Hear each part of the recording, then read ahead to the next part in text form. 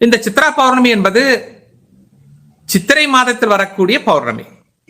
ஆகவே அதற்காக அதை சித்ரா பௌர்ணமி என்று நாம் கூறுகிறோம். இதில் வரக்கூடிய பௌர்ணமியானது மிகவும் விசேஷமானது. அது மட்டுமில்லாமல் இந்த பௌர்ணமியில் தான் இந்த ஆறறிவு படைத்த மனித ஜென்மங்களுக்கு யமதர்ம ராஜாவின் அக்கவுண்டான சித்திரகுப்தர் நம்முடைய பாவ கணக்கையும் புண்ணிய கணக்கையும் பரிசீலனை செய்து யமதர்ம ராஜாவுடன் ஒப்படைப்பார் என்பது சான்றோர் கருத்து.